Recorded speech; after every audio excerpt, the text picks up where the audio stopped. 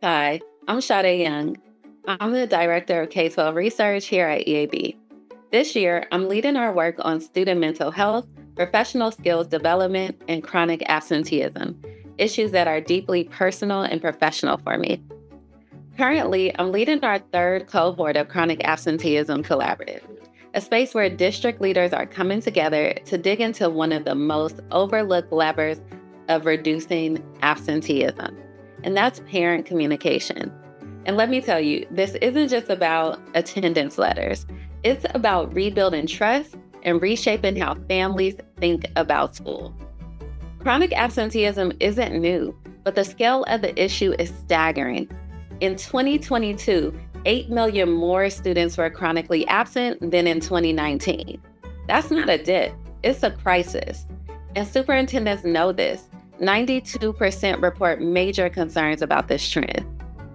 And our teachers are sidelined, even though they're who parents want to hear from most.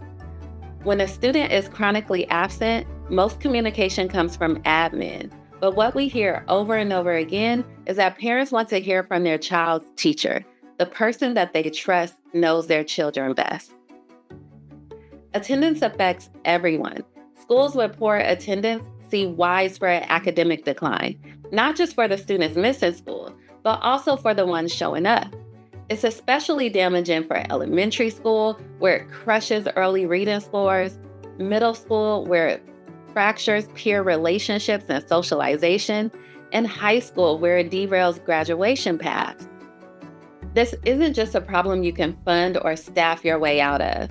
With ESSER funds ending and staff stretched really thin, schools can't rely on labor-intensive one-to-one interventions. They need scalable, strategic solutions.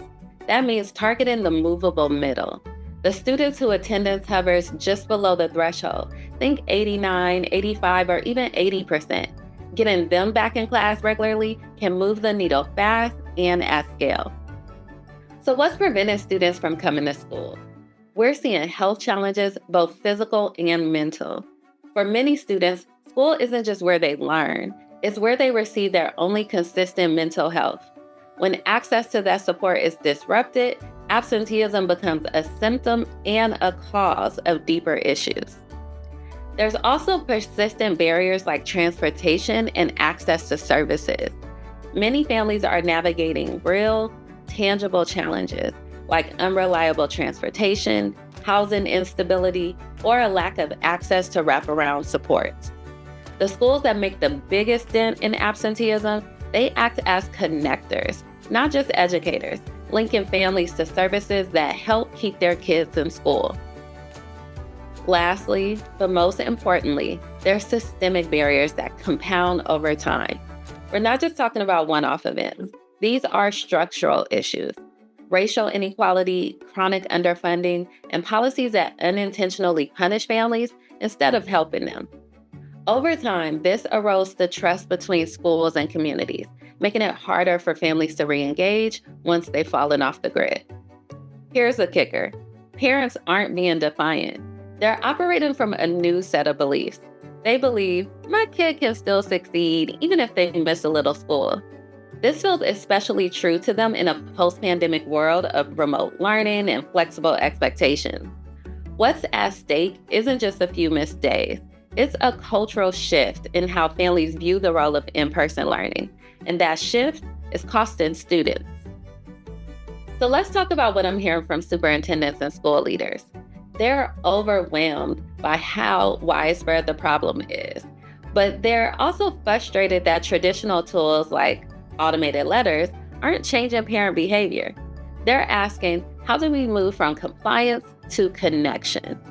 What I want superintendents to think about, this isn't about scaring parents straight. It's about meeting them where they are, with proactive text nudges throughout the school year and personal targeted messages well before the mandated truancy letters.